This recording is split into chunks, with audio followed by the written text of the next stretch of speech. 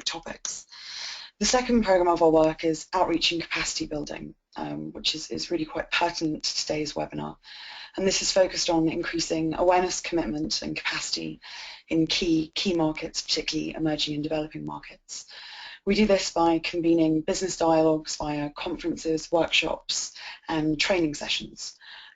For our member companies, this is an opportunity to engage with local colleagues, but also business partners and suppliers on human rights. And it's also an opportunity to build intelligence and understanding on key issues in country, and also to build relationships with key stakeholders. I'll come back to this very briefly in a moment. Finally, our Informing Policy program is where we engage with the international and national policy space on business and human rights. And we do this by trying to input constructive business voices into that policy space, and also by highlighting and demonstrating business practice in positive ways. Finally, just quickly to elaborate briefly on GBI's outreach and capacity building program. As I mentioned, this is really focused on convening business dialogues to increase awareness and capacity.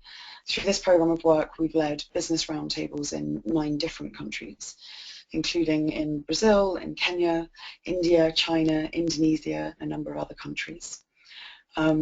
We've also supported in-country projects such as a CEO forum in India and a business learning project in China. We always conduct this work in partnership with a variety of local organisations, including global compact networks in many regions of the world, also with business associations, civil society organisations. And our approach to this work is really to create safe spaces for business-to-business exchange that is really focused on what it is that companies are doing in practice and the how of implementation of respect for human rights. Within that, we always want to recognise local leadership, local action and practices. And that's really central to the outreach and capacity program. Our outreach work is always based on international standards, particularly the UN Guiding Principles on Business and Human Rights, and really the value of those frameworks to companies and rights holders globally. Finally, our outreach work also benefits from the involvement of international and national experts in such dialogues, and really we seek to reinforce local programs and organisations primarily through partnerships. So I hope that's a useful background to GBI and why we're involved a little bit today. With that, I'd like to thank the Global Compact Network Australia, Alice, Harriet and Vanessa for inviting us to participate today, and then hand over to Mark to lead us through the rest of the webinar and our exciting panel now.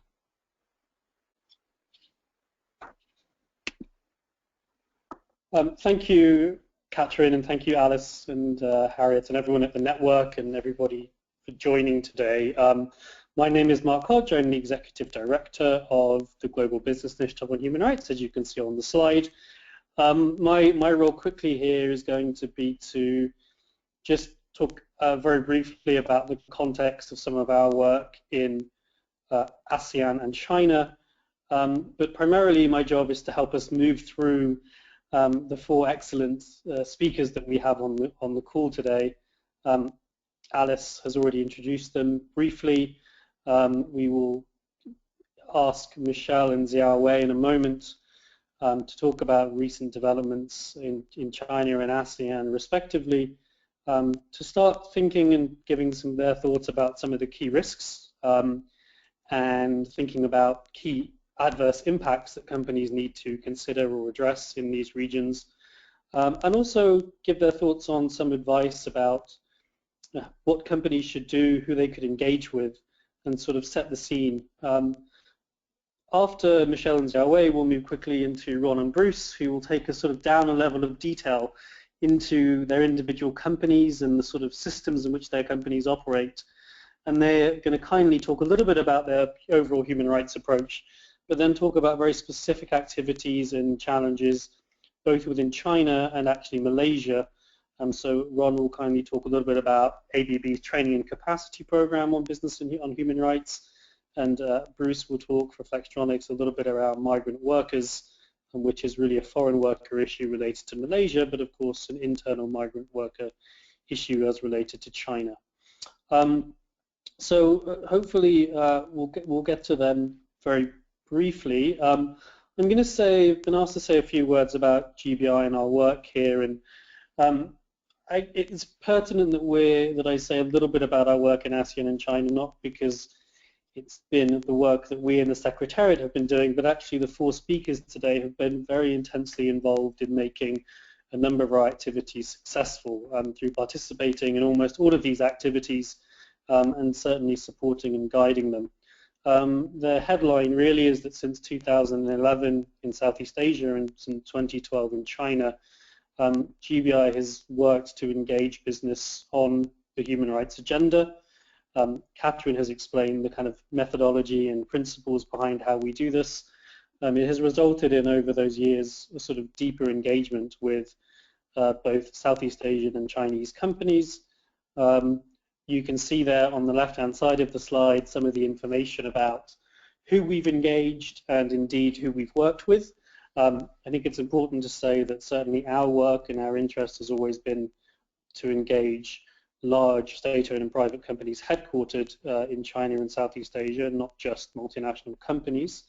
But of course, we've also engaged strategically with those in the value chain of GBI members.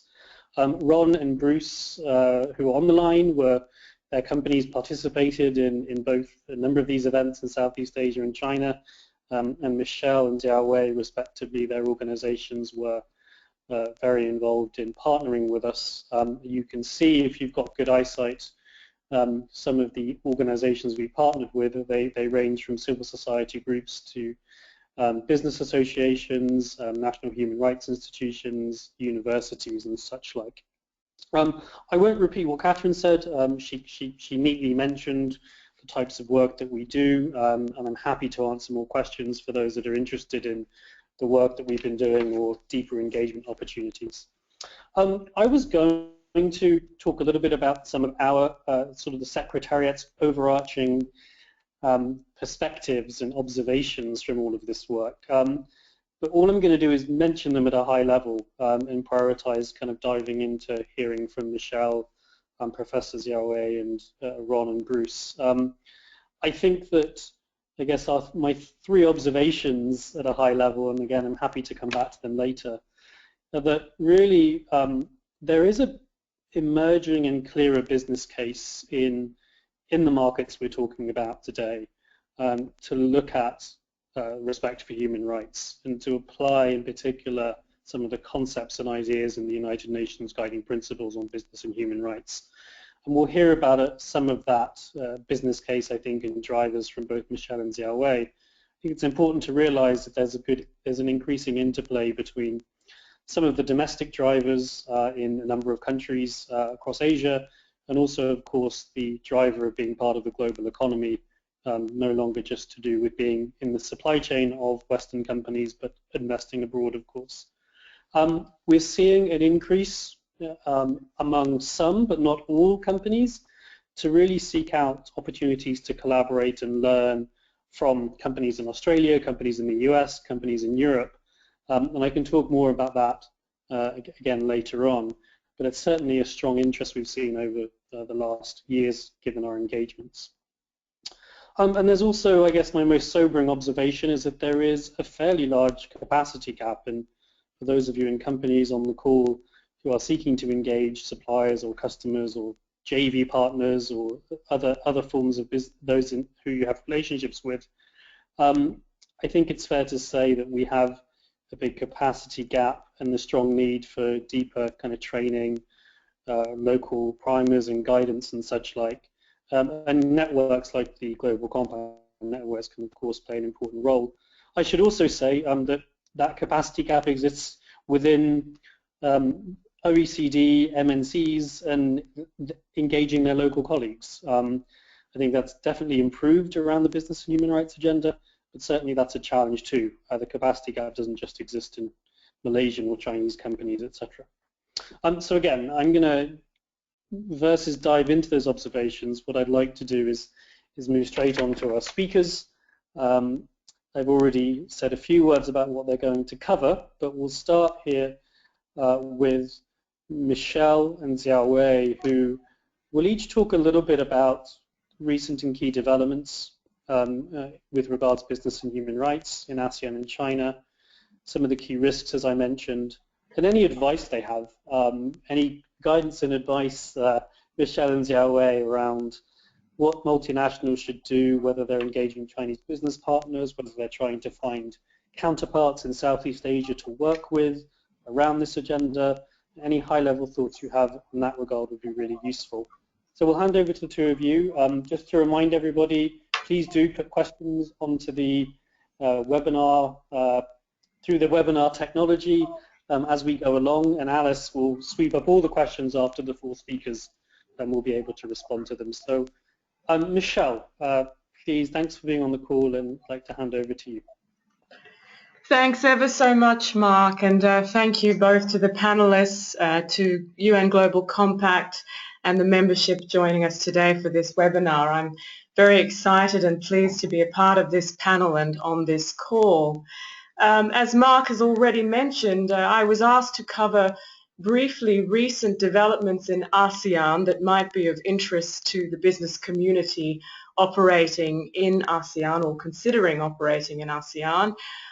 Then to provide a few risks that I think are key to watch, and finally to sum up with some advice on partners that could be useful or that you may trust in getting analysis and also advice on how to conduct business operations in the region.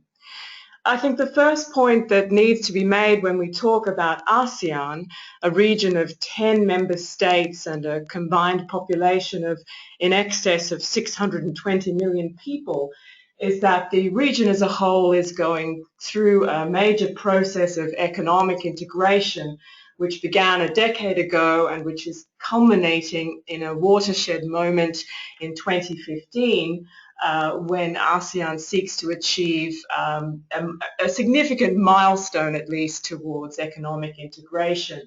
It's unlikely that December 31 will herald a single market somehow materializing immediately in the region, but at the same time there's an increasing pace of development which tends to underlie the situation for human rights and which exacerbates some human rights risks associated with that development. While integration provides a significant opportunity for decent work and improved livelihoods, at the same time, rapid foreign investment is at some points and in some instances ensuring that governments in effect are undermining the rights of those most vulnerable.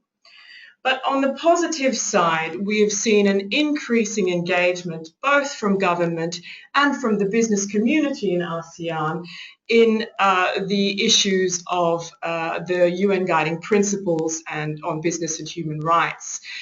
In particular, the 2011 adoption of the UN Guiding Principles by the Human Rights Council has set into train in ASEAN increased awareness from governments of their responsibility to protect human rights and to adopt frameworks to implement this process. So in Malaysia, for example, this year, the National Human Rights Commission has adopted a strategic framework which has gone to the Office of the Prime Minister to implement a national action plan and to start the drafting of a national action plan toward implementation of the UN Guiding Principles. Indonesia, Myanmar and the Philippines are also following suit in various ways with public statements to the effect that they too will adopt national action plans. So the business and human rights conversation in ASEAN is well underway, and there is much more recognition that it's not merely about adopting treaties, human rights treaties and relating to the state's responsibility to protect, but also toward regulating the business community toward this end. And I think on the positive side from business, we're seeing some multinationals who appear to be willing to use their leverage, both with states and within their supply chain, to help ensure no harm is done to those most vulnerable to human rights abuses. For example, in Myanmar, several multinational companies, including the BG Group oil and gas company, Adidas, Coca-Cola and Telenor, have been willing to provide detailed responses to civil society regarding their human rights policies and due diligence efforts. At the same time, we're also seeing leverage on the side of right to remedy, where, for example, in Cambodia, H&M and Puma were intervened with the Cambodian government to create a strong response against violence against trade unionists and garment workers earlier in 2014. Next slide. So what are the risks then, or what are the key issues for business operating in the region? I think that many of the risks I will highlight are in fact risks that are apparent across the globe at the moment, but perhaps more exacerbated in the ASEAN context. According to research conducted by the Business and Human Rights Resource Centre of 278 cases of human rights abuses in ASEAN, the predominant, in fact over half of those cases, related to land-related human rights violations and conflicts. The majority of issues surrounded obtaining free, prior and informed consent from Indigenous communities and communities living on the land, lack of third-party impact assessments to ensure that those communities who were affected by the land being utilised for new business purposes were actually, their views and concerns were taken into account. Inadequate compensation in some instances provided to communities, and then misleading information in some respects to the public about the utility of certain projects. The example given there related to the hydropower dams in Sarawak in Malaysia. So the opportunities then for responsible business, multinational enterprises, are to really use your leverage to adopt zero tolerance policies related to land grabbing in your supply chain, and to engage more closely with industry-led initiatives who are seeking to provide adequate remedies. For example, the Roundtable for Sustainable Palm Oil, who has done wonders in this regard in relation to some land claims in Indonesia. Workers' rights continue to be of a key concern, particularly in relation to the living wage. There, the main example is that of garment workers in Cambodia, and the opportunities there, multinationals such as H&M have insisted upon tripartite negotiations for a living wage and proper wage setting programs, and are trying to ensure proper due diligence in supply chains to ensure that egregious violations of human rights do not occur. And finally, I think it's important to note that freedom of expression seems to be in decline in much of the region. Many from civil society are seriously concerned about the risks to trade unionists and workers protesting, particularly in Cambodia and Myanmar, and a trend toward the criminalisation of human rights defenders in some countries. The example given there is in relation to the Workers' Association head at Toyota in the Philippines, who is facing criminalisation for his efforts to secure human rights. And the opportunities here are to insist upon freedom of expression and intervene, if possible, in individual cases, as well as to strongly oppose the use of force by government interlocutors.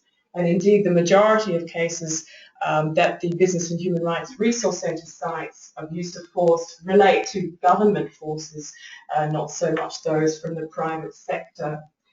So lastly, who do you trust, and where are the people that you could come to for guidance? Well, here's the opportunity, of course, for shameless self-promotion.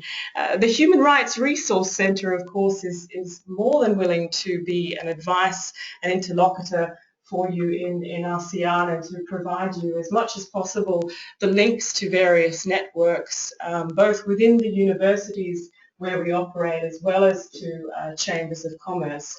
I would also suggest the ASEAN CSR network, Mr. Thomas and Jerry Bernas, commonly known to their friends as Tom and Jerry, who are also very much engaged with chambers of commerce throughout ASEAN and who are trying very much to build stronger awareness amongst corporates of both corporate social responsibility and business and human rights as a core part of that.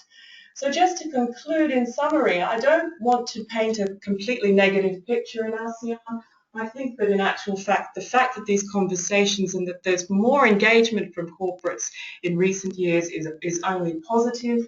I think multinationals who are engaging in responsible business are more than welcome in the region, and we would hope that companies in Australia could be showing the way and helping others to achieve their potential, as Mark mentioned, to achieve capacity building in this regard. Thank you very much. Thank you, Michelle, for going over the whole of the ASEAN region in just about 10 minutes. Professor Xiaohui, perhaps I can quickly hand over to you, and I'm going to, just for all the speakers, I'll help you out a bit.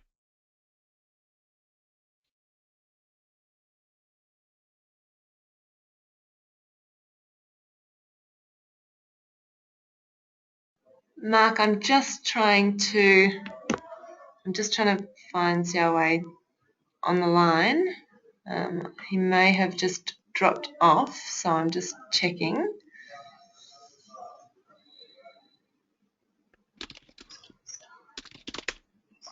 Hi, Alice, did you manage to get Xiaohui back? Not yet, I'm afraid. We'll just send him a note now. Oh, I think he's there. I'm actually online. Oh, great. Fantastic. Yeah. Please, Xiaohui, over to you to give us a bit of context about China, please. Thank you, Mark. Thank you, Alice. Yeah. Hello, everybody. This is Laing Xiaohui from China National Tax and Payroll Council and Peking University Law School. I will talk briefly about recent development on policy at the policy level on business and human rights in China, and it was very good to listen about the business risks in Asian countries by Michelle. Maybe after the policy presentation, I will also touch upon a little bit on that. So first about some policy development. Next slide.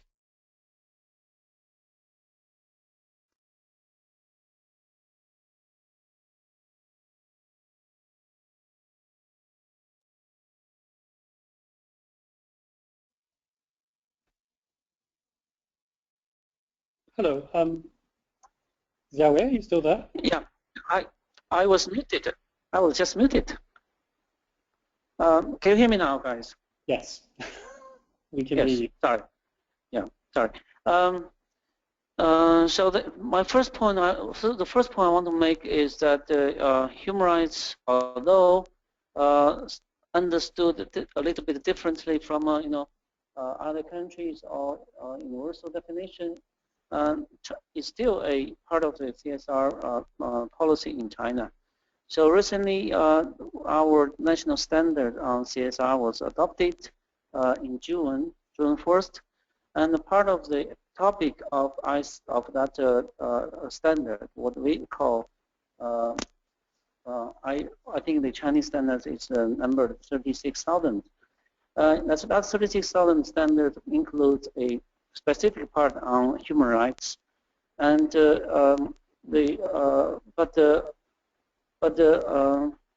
unfortunately, I compared this part with the ISO 26,000 part on human rights. The most important part about due diligence and complicity was cut, reduced from this 26,000. So in our national standard, standard on CSR, human rights was only about economic, social, cultural rights, and the civil and political rights. So that's kind of a progress, because it's actually a kind of official recognition of human rights as a business concern, or as a business as business. But still, I think the Chinese understanding of human rights was in a way, how to say, enhanced by this standard. So the national government now is trying very hard to privatize human rights in China, because as you all may know, human rights in Chinese political in Chinese political arena is more about state obligation towards individuals and groups. That conventional understanding by Chinese government is now changing, according to my observation. So more and more business guidelines on CSR are referring to UN guiding principles, and on the other hand, they are also making references to more human rights documents, and some guidelines of CSR guides actually include a part on human rights as well. Like this recent CCCMC, that's the Chinese chemicals and mining industry guidelines. So they especially have a section about human rights and human rights due diligence. Next slide, please.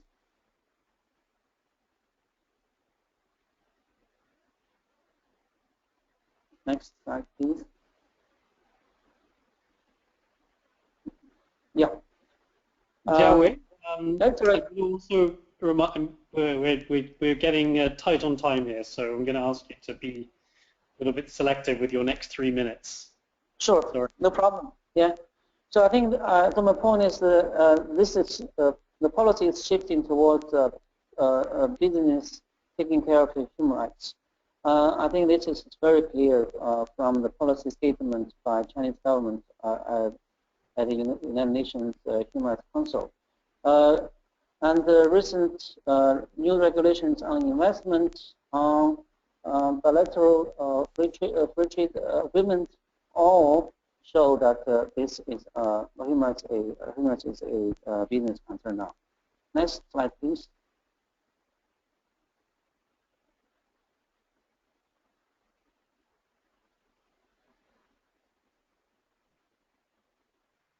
So as you can see here, in overseas investment regulation, the Chinese government are asking the companies not to just protect their personnel and the investment, but more about how they can get a social license through human rights due diligence and localization. And in bilateral free trade agreements, especially with, for instance, Switzerland, there's a new rules about environmental protection and the labor rights issues. This is very how to say unprecedented, because before there was no in our free trade agreement with any other country. There's nothing about the environmental and the labor issues. So we are making a new human rights action plan this year. Very soon, I think in the beginning of 2006, the new national human rights action plan will be publicized, will be released. I got the news that there will be a section about business and human rights in the new national human rights action plan, but that's still far from a little bit far from a national business and human rights action plan. The good thing is it's already in there, and the better thing is it's not very developed. Next slide, please. Xiaohui, 2 minutes, yes. Okay? Thanks. Yes. Actually, I only have 1 minute. And more and more business are actually touching upon, acting upon human rights, and especially when they report on their CSR or sustainability. There are more business reporting on human rights or rights protection. So I think the Chinese business are much more open in terms of business human rights compared with Chinese government. So I think it's very, very important for business to be more proactive.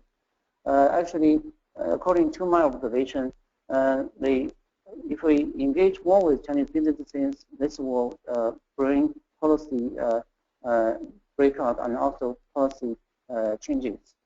I would like to use one very recent development about OECD to conclude my presentation. OECD is now working with 2 Chinese business associations on RBC. RBC is it's the OECD expression of business and human rights.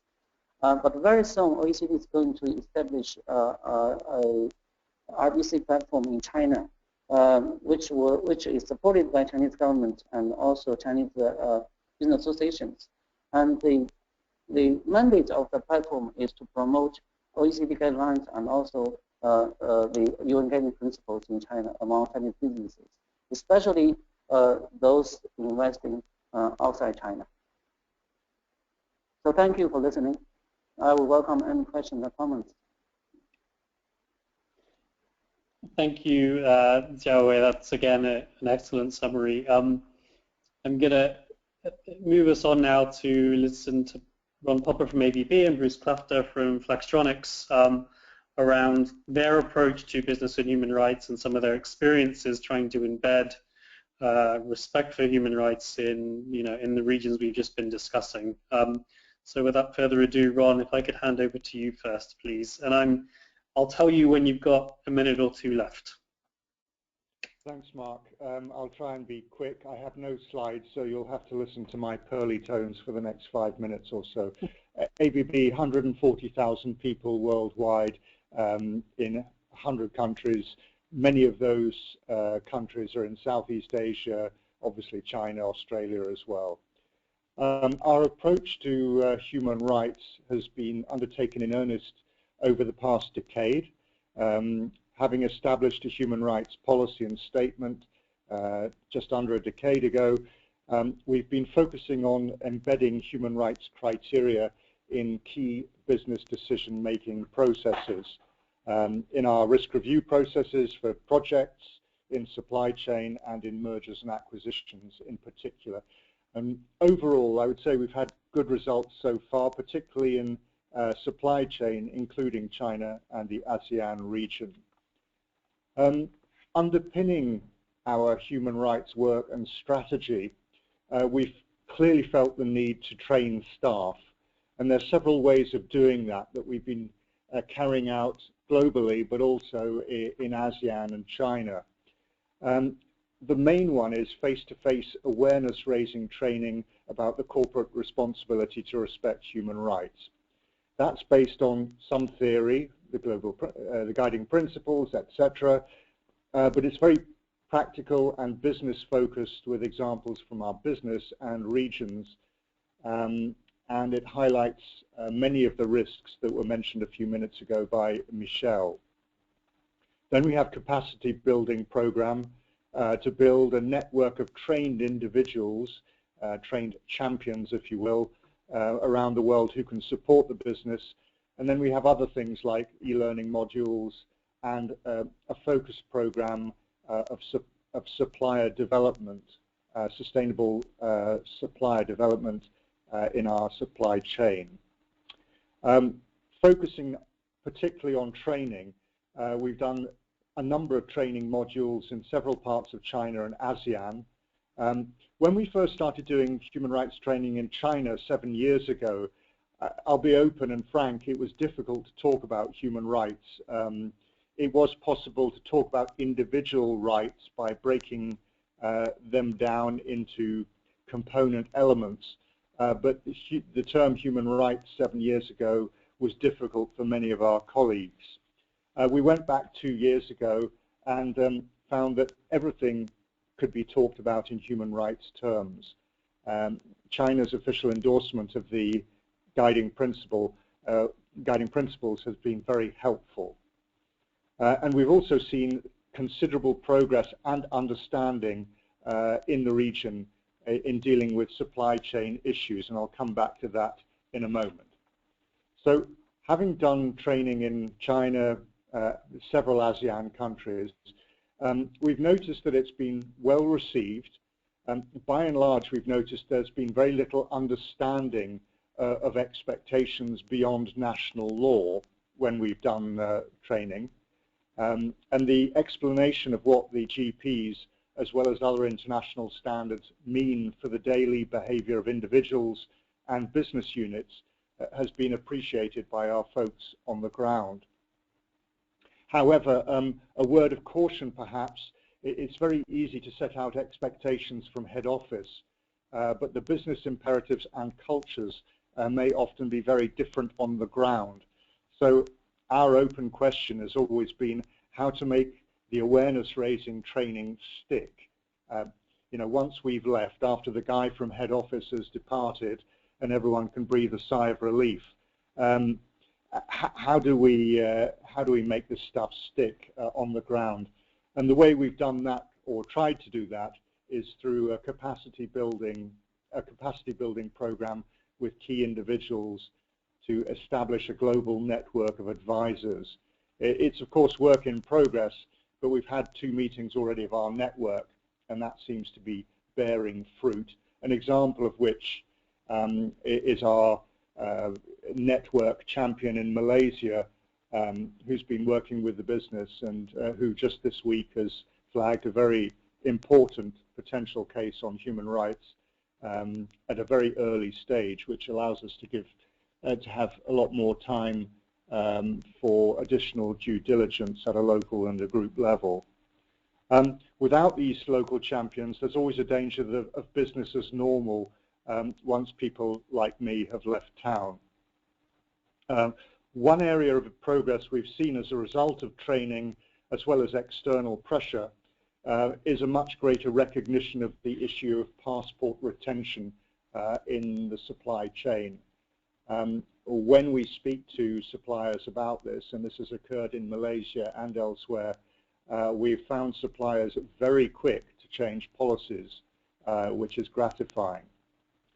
So maybe just 2 or 3 concluding thoughts about training in China in particular, but I suppose this goes for the entire region. I think it's really important prior to training to do some serious listening. Listening to what colleagues on the ground have as their main issues, understanding those main issues. And by listening, you understand how mature your colleagues are in this debate. Sometimes you, as has happened with us, you may be very pleasantly surprised. I think one thing that's really important when doing this kind of training, either awareness raising for general staff or capacity building for individuals, is to make sure that you're speaking to the right people. Management endorsement and presence is important before and during training. And the choice of language, of course, is very important when doing human rights training in China. There's no need to compromise, I feel, on the language of human rights, but it is important to be careful how you contextualize things. Last thought, in a general context, not specifically related to China, I always try to help colleagues as part of the training to understand the moral and business case for getting human rights right.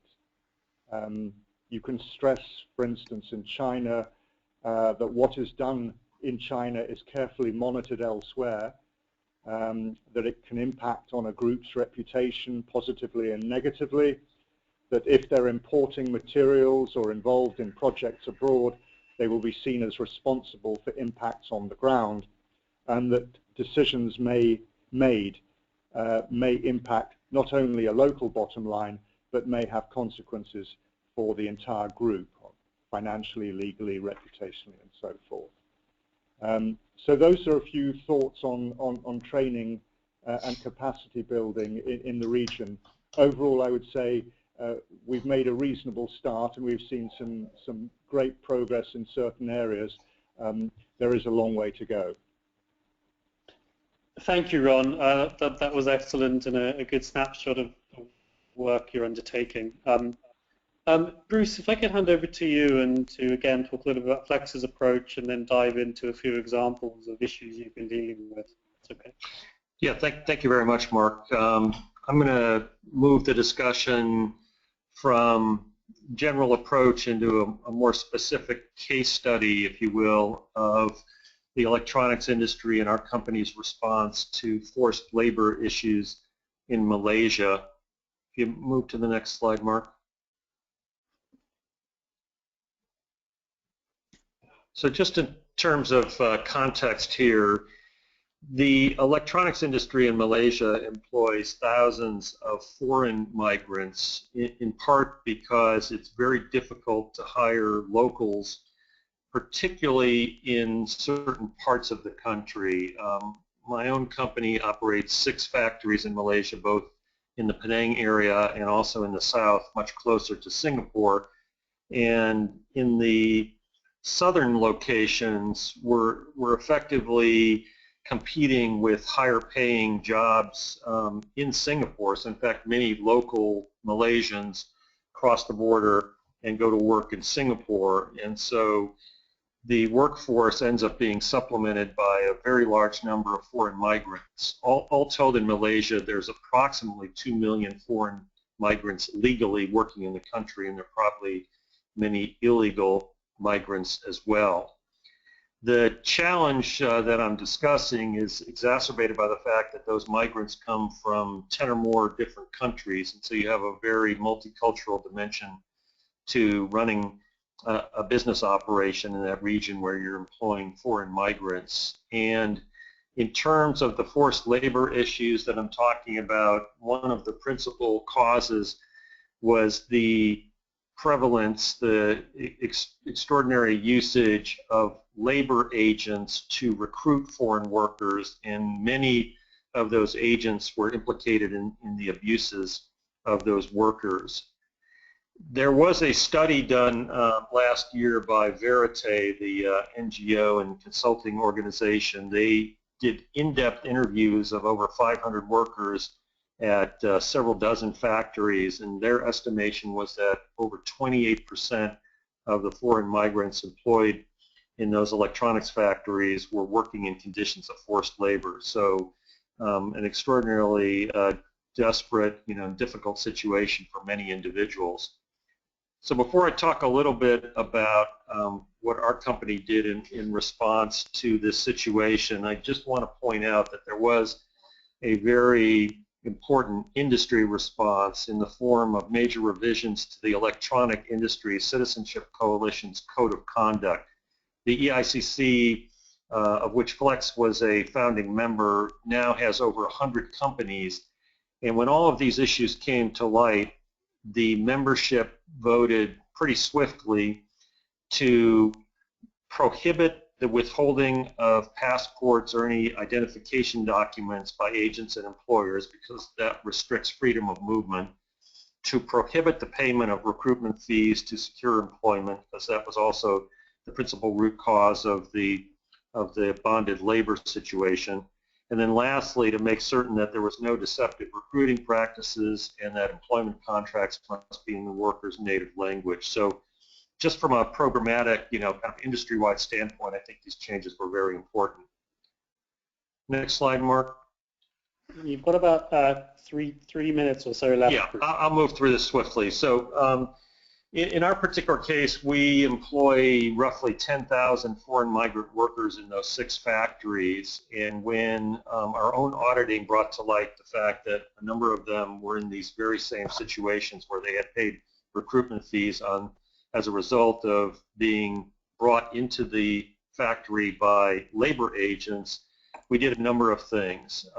We adopted a no-fee policy of our own that was in October of 2014, and we've been making effectively reimbursement payments to those individuals still in our employ who made payments to labor agents. We could not validate or verify the amounts, So we selected a reasonable amount, and we've been paying all those workers.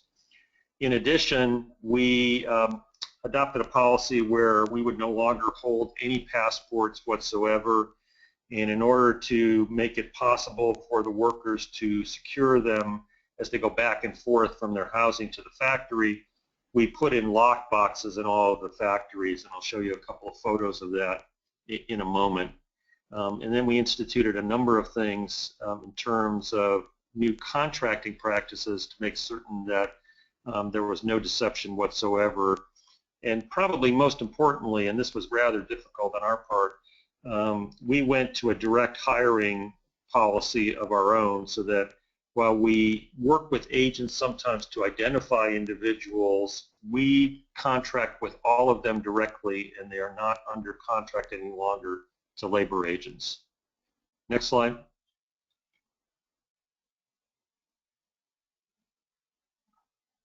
Just a couple of other things. We've been working very diligently to improve the conditions in the hostels where all of these workers are housed, beginning with fire, life safety, health and hygiene issues, but we've really tried to increase the comfort, amenities, and so on, recognizing that they are literally strangers in a strange land and deserve decent living conditions. We always had a standard in place, but when we did closer inspection and auditing, again, in many cases because the facilities were being run by the agents, the very same agents who recruited them into the country, we took over management of those hostels ourselves and went about improving the conditions in all of them. And then lastly, we're undertaking a series of external audits now of all of the factories and hostels to validate where we stand at the current time. So let me just show a couple of quick photos here to give you a visual, a better idea. This is a training session being run to help acquaint the workers with how to handle their passports now in their own safekeeping and no longer being held by others. Next one. These are the lockers I mentioned, kind of resembles a safety deposit box, at a bank, and we're seeing very high usage of these by the workers. Most of them prefer now to bring their passport into the factory and leave them there under lock, with the exception of traveling outside the country to visit relatives and so on, or when they need it for other purposes. Next one. These are some of the model hostels that we've begun to put in place. So we've now got some purpose-built housing to our standards. We've worked with some particular landlords that we thought were more conscious and accommodating. And the next slide, Mark, shows an interior shot of some of the rooms there. I mean, this particular one is not occupied at the moment, of course, but what it represents is we decreased the number of bunks in the rooms to provide sufficient living space, ventilation. We put in additional lockable storage for valuables and then additional storage for other belongings. And this has all been very well received by the workforce. So that's what I had today. I could stop at this point so that we could start to take some questions. This has been a pretty long and arduous journey.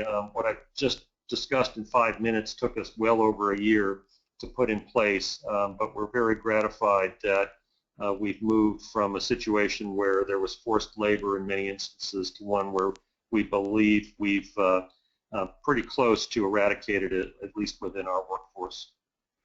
Thanks, Bruce. That was great, and I particularly appreciate the on one of your slides, the articulation of some of the remediation that took place, sort of inspired somewhat by thinking about remediation in the context of the guiding principles. I think both Ron and Bruce's comment clearly kind of connect a little bit to concepts of due diligence and remediation applied in very difficult contexts. So thank you.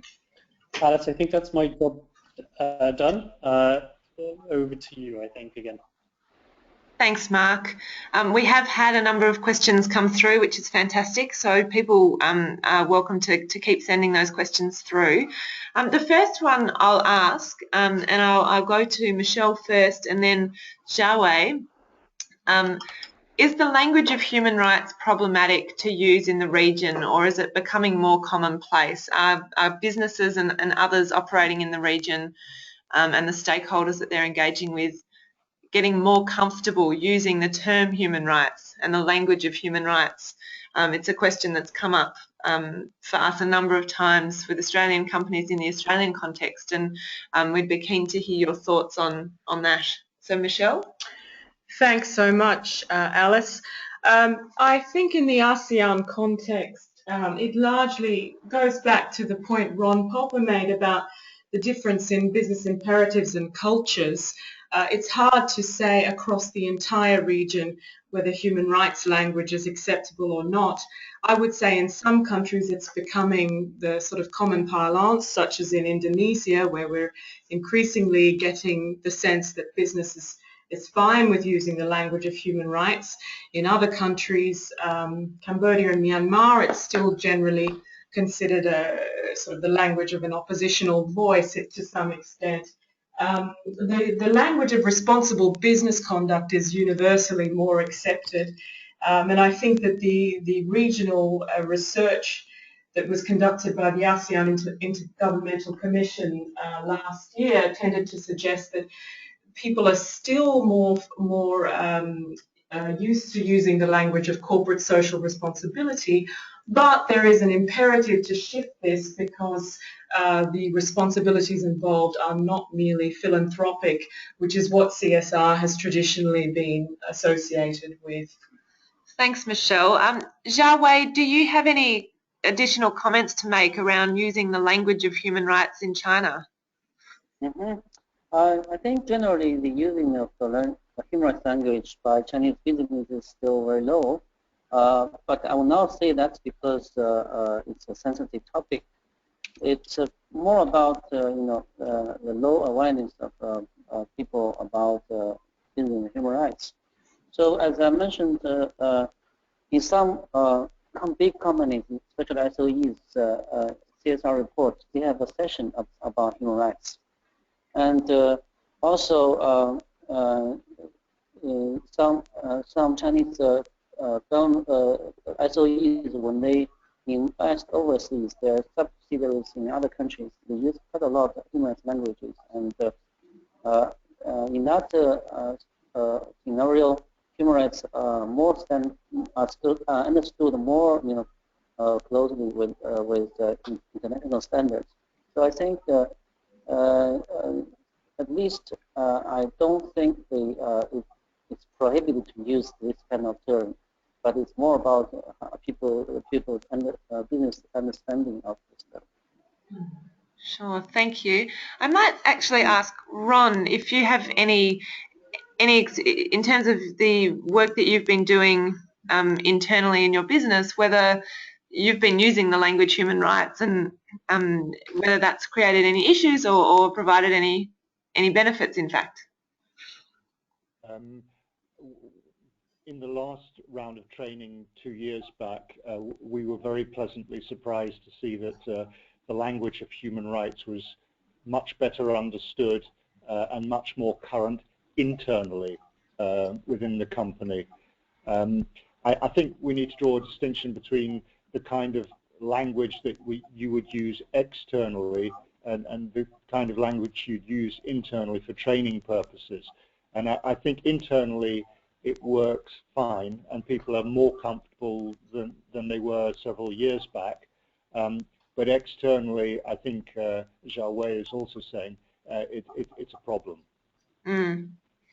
And Bruce, any thoughts on the language issue? Yeah, I mean, I think human rights is still a pretty charged term in certain, surroundings. And again, if I just use Malaysia as an example, there was tremendous sensitivity and still is tremendous sensitivity in Malaysia over human rights and trafficking issues, particularly since Malaysia was on, the trafficking in persons list that the U.S. State Department maintained. So putting it in that context, tended to raise hackles in many instances. I kind of agree with Ron that, you can do certain things internally and then externally. Sometimes you just have to choose your terminology carefully. One thing that we do, in addition to talking about labor and human rights, we'll sometimes link those two in terms of the speaking points, is we also just make it more direct and talk about treating individuals with respect and dignity, because I think that's also more easily understood. Human rights actually requires a little bit of definition in many cases. Great, thanks, Bruce. And while we're with you, another question's come through about the electronic industry and how the industry actually came together. We sometimes have questions raised in Australia, nervousness, I guess, from competitors coming together to talk about and work together on these issues. So interested if you can elaborate on how that came about, the cooperation in the industry. Yeah, I think it's a very remarkable success story in some ways. The EICC is now 10 years old, and a decade ago, 8 companies, 4 brands, and 4 manufacturing concerns, including my own, came together and decided, for a variety of reasons, they wanted to create a common code of conduct and then common tools like audit protocols and so on. And since that time, it's grown tremendously, as I mentioned now, with over 100 members. In order to avoid, any antitrust issues, all meetings are done, in terms of respect for rules. There's no discussion of pricing or any competitive issues. I think the things we're talking about on this call in the EICC are generally outside of the realm of competition, and it's not considered to be, a problem to discuss common best practices and approaches to dealing with social and environmental issues.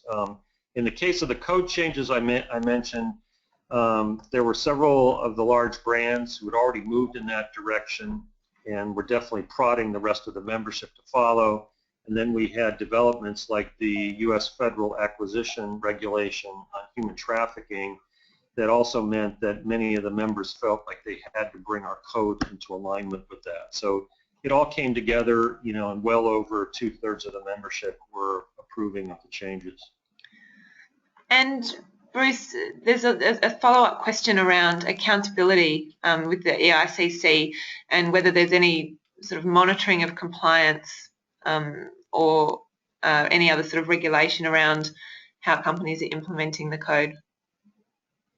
Yeah, we do have membership compliance requirements, we call them. So one of the things that we require of members is that they assess all of the high-risk facilities within their own footprint, and then they're required to do the same for the first tier of their supply chain, and then based upon the results of the risk assessment, the expectation is that on an annual basis they will actually go out and audit at least 1/4 of those facilities. So we've seen a steady increase in the number of self-assessments and then actual audits that have been done, each and every year of the coalition's existence. So it's growing tremendously. I think there's still a long way to go because electronics has a very extended and extensive supply chain, with probably, tens of thousands of companies supplying components. So we're still working our way through the tiers of the supply chain. Great, thank you. And a question for Ron around training and whether you brought external trainers in or whether you have internal trainers that are running the training programs. Thank you for the question. We've deliberately not brought in external trainers. We've developed our own internal training modules for a particular reason. We know We know the business well. We know where we've done well. We have case studies of good practice. We have case studies of less good practice, shall we say.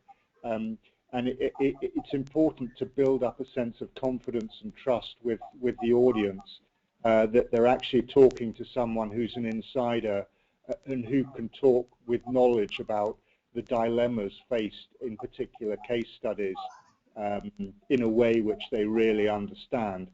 So we've deliberately kept it internal, and we've found that has been beneficial, certainly from the feedback. Great, thanks, Ron. Another question that's come through is, what tools are there for companies to help them to prioritise their human rights risks across the region? I might start with Michelle on that. Yes, so the question being, what tools have come through? That's right. What tools are there for companies that are operating across the region? How do they prioritise their human rights risks? I think there are a number of tools out there that would be worth looking at. It depends really on at what stage you are in your journey. Are you looking for tools to give you an assessment of the lay of the land, or are you looking for tools to in fact conduct a human rights impact assessment in your particular sector? Civil society organisations such as BSR, for example, have issued a report on human rights impact assessments, which give companies a good snapshot of how those could be conducted. Several other not-for-profit organisations, including the Institute for Human Rights and Business, for example, are creating indices and indexes through which you can look at how human rights impacts are occurring globally, and which would include parts of Asia Pacific.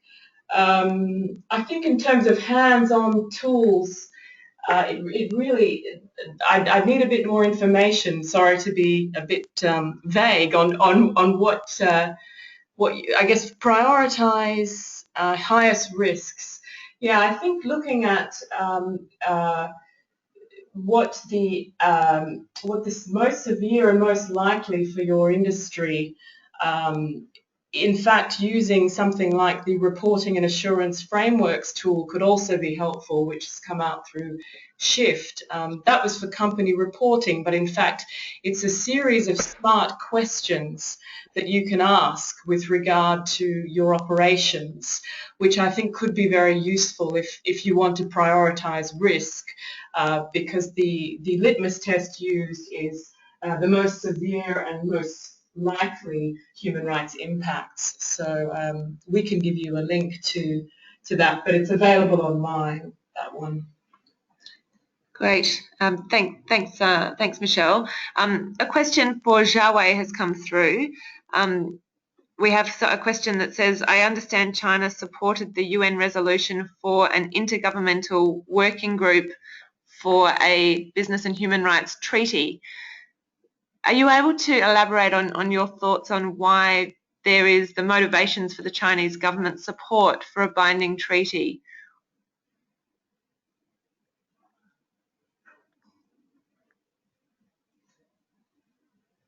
Xiaohui, are you still with us?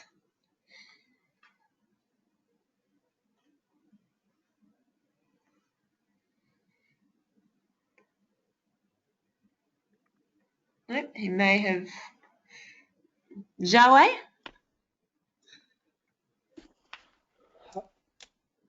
Alice, I think we may have lost him. Okay, no problem. And maybe though I'm not necessarily as qualified to talk about that, but maybe I can just say one thing, that the Chinese government was a lot quieter in the recent intergovernmental working group discussion on the treaty.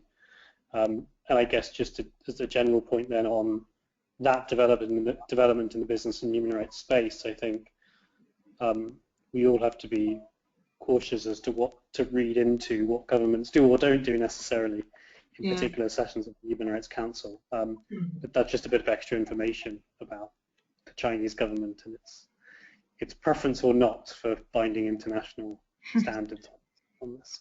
Thanks so much, Mark. Another question is around other stakeholders and whether there's a role for business in supporting the capacity and the development of NGOs and civil society organisations in monitoring the impact of rights compliance and non-compliance in the region. Maybe I'll start with you, Michelle, and then Ron and Bruce, I might turn to you to just share any experiences you've had with engaging civil society on the ground in these countries. So, Michelle.